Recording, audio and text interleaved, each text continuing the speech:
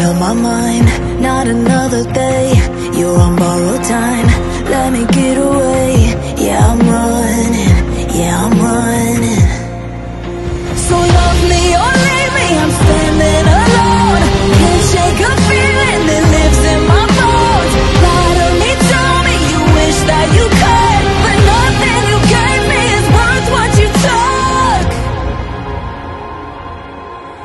Cause baby, when I'm gone for good.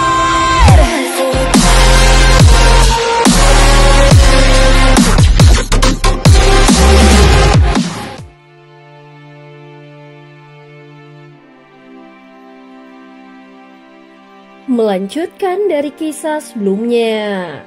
Sebelumnya setelah Xiaoyan memutuskan mengambil resiko, dia berencana untuk segera membicarakan hal ini kepada Ye Beijing.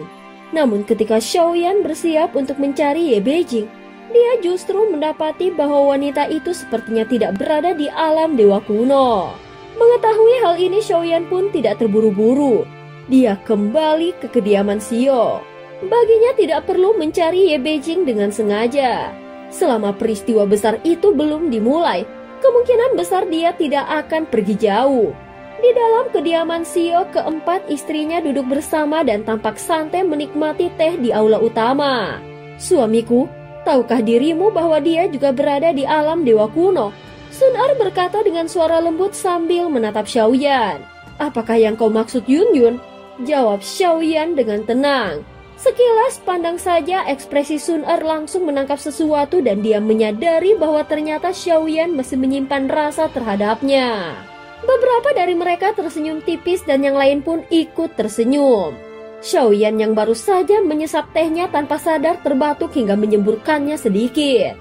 Sudahlah, jangan menggoda lagi. Kakak Xiaoyan memang benar-benar memikirkannya.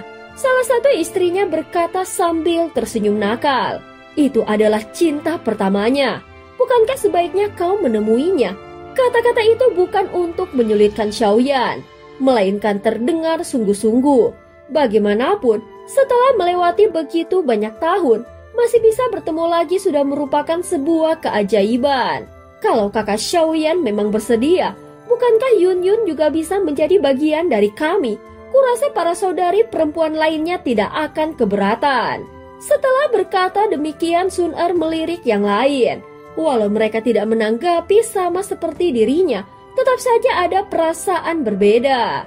Apalagi Yun Yun berasal dari tanah yang sama dengan Xiaoyan dan memiliki ikatan asal-usul yang sulit diputus. Bagi mereka, Yun Yun adalah bagian dari kenangan penting Xiaoyan. Terlebih lagi Sun Er yang paling mengerti dirinya. Bagaimanapun dia akan selalu berdiri di sisi Xiaoyan. Berharap suaminya tidak menyisakan penyesalan di dalam hidup dan bisa menjaga orang-orang yang dia cintai di sisinya. Namun Xiaoyan hanya tersenyum tipis.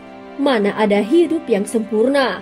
Justru karena ada kekurangan, barulah hidup itu dimulai. Walau mengatakan hal itu, dia tetap mengingat hari-hari di dalam gua bersama Yun Yun. Bagi dirinya, Yun Yun adalah cahaya bulan putih di dalam hatinya dan kenangan indah yang cukup dia simpan selamanya. Bisa dikatakan itu sudah lebih dari cukup. Sun Er memiringkan kepalanya dan matanya berkedip beberapa kali seolah tidak begitu yakin dengan kata-kata Xiaoyan. Kakak Xiaoyan, apakah benar kau hanya berpikir seperti itu? Sebenarnya Yun Yun adalah sosok yang sangat baik. Xiaoyan hanya tersenyum lagi lalu meraih tangan kecil istrinya dan menepuknya dengan lembut. Dasar gadis kecil, sepertinya akhir-akhir ini kau sudah cukup akrab dengan Yun Yun ya. Dulu saat masih di benua Daoqi, mereka hampir tidak punya waktu untuk berinteraksi. Namun setelah sekian lama waktu berlalu, ketika bertemu lagi rasa akrab itu terasa jauh berbeda. Sun Er tersenyum geli, sementara Xiaoyan tidak menambahkan apa-apa lagi. Baginya, kisah antara dirinya dan Yun Yun seharusnya sudah berakhir. Kini dia tidak lagi memiliki ruang untuk memikirkannya. Beberapa hari kemudian, waktu kembali berlalu dengan tenang di kediaman Xiao. Setelah itu Xiaoyan kembali memulai kultivasi. Dia berencana sebelum menuju ke dunia Shanghai, dia akan menjelajahi istana Tianren terlebih dahulu. Di hadapannya berdiri sebuah sosok bayangan yang samar. Wujud itu sangat mirip dengan Xiaoyan sendiri. Itu merupakan avatar pemakan jiwa. Selama berada di dunia sensi, meski tingkat kultivasi avatar pemakan jiwa tidak meningkat terlalu besar, namun aura pembunuhan di tubuhnya menjadi semakin pekat dan menakutkan. Tepat saat bertemu kembali dengan Xiaoyan, kekuatannya pun langsung meledak. Melonjak dari tingkat ke-6 hingga langsung menembus ke tingkat ke-9 keabadian Kaisar. Aura pembunuhan yang amat pekat terus diserap dengan gila-gilaan oleh avatar pemakan jiwa selama berada di sisi Xiaoyan. Bagaimanapun aku sudah menuangkan aura pembunuhan yang tak terhitung banyaknya ke dalam tubuhnya. Meskipun metode pembentukannya berbeda, tubuh ini sudah mengandung cukup banyak energi mematikan. Walau belum bisa dibandingkan dengan diriku sang iblis sejati, tetapi setidaknya bisa dianggap sebagai iblis kecil. Suara Yetian terdengar bergema dari dalam bendera penekan jiwa. Setelah jiwanya kembali terkunci oleh Xiaoyan, sikapnya menjadi jauh lebih jinak dibandingkan sebelumnya. Dulu Yetian tidak pernah setenang ini. Mungkin hal itu karena dia terlalu lama terkurung sehingga hampir melupakan arti kebebasan.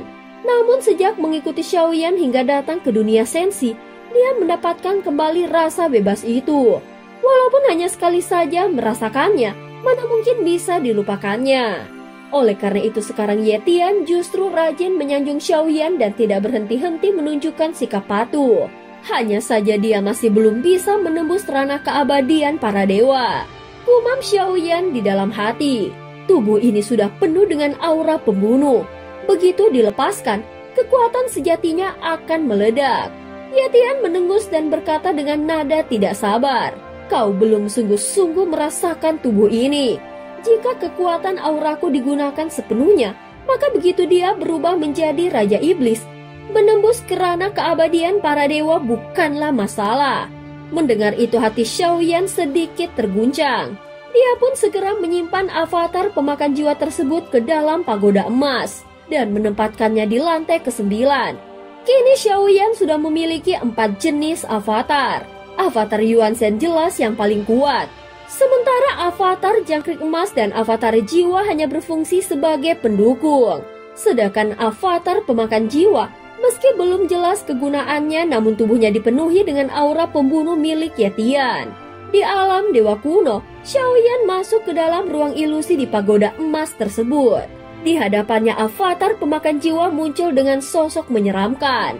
Aura pembunuhan yang hampir bisa diraih tangannya menyelimuti tubuhnya dan matanya merah menyala. Penuh kebrutalan seperti binatang buas yang menemukan mangsanya. Kulitnya berubah warna ungu, matanya merah darah dan di kepalanya tumbuh 2 tanduk besar. Xiaoyan menatap dengan tajam sehingga sosok avatarnya semakin terasa asing dan semakin mirip iblis. Saat ini avatar pemakan jiwa telah benar-benar berubah menjadi Raja Iblis. Tubuhnya tinggi menjulang dan aura mengerikan meluap dari setiap pori-porinya. Walau terlihat aneh, biarlah, mari kita lihat kemampuan seperti apa yang dimilikinya. Segera Xiaoyan membawanya ke lantai 5 pagoda emas. Di sana sebuah simulasi pertempuran segera dimulai. Avatar pemakan jiwa yang telah berubah menjadi Raja Iblis mengeluarkan tawa keras penuh amarah seperti makhluk yang telah kehilangan akal sehat dan hanya tersisa naluri pembunuh. Ketika Xiaoyan menjatuhkan jurus 7 langkah dewa pembunuh, tiba-tiba di sisi avatar pemakan jiwa muncul 2 sosok iblis ungu setinggi 100 kaki. Dari tubuh mereka menjulur keluar 2 lengan raksasa transparan berwarna ungu dan menyambut serangan Xiaoyan sehingga ledakan keras pun terjadi. Meski kedua lengan itu hancur, namun wajah Xiaoyan menunjukkan keterkejutan yang amat serius. Ini bukan sekedar transformasi Raja Iblis. Dia benar-benar telah menjadi Raja Iblis. Bahkan dia bisa berkomunikasi dengan kekuatan kehendak iblis dan memanggil kekuatan itu untuk melawanku. Hati Xiaoyan benar-benar tercengang. Jika hanya peningkatan kekuatan fisik, itu bukanlah sesuatu yang dia butuhkan sekarang. Namun kemampuan untuk berhubungan dengan kehendak iblis merupakan sesuatu yang berbeda di luar dugaannya. Pertempuran pun terus berlanjut di sekeliling avatar pemakan jiwa. Semakin banyak sosok iblis ungu muncul dan memanggil lengan raksasa transparan berwarna ungu untuk menyerang Xiaoyan dari segala arah. Namun meskipun serangannya ganas, kekuatannya masih terbatas. Apakah kekuatan avatar pemakan jiwa sekarang hanya bisa sebatas memanggil lengan-lengan iblis dari kehampaan ini? Gumam Xiaoyan di dalam hatinya dengan wajah yang serius. Dan cerita pun berakhir. Terima kasih udah dengerin Mihu dari awal sampai akhir ya. Sampai jumpa.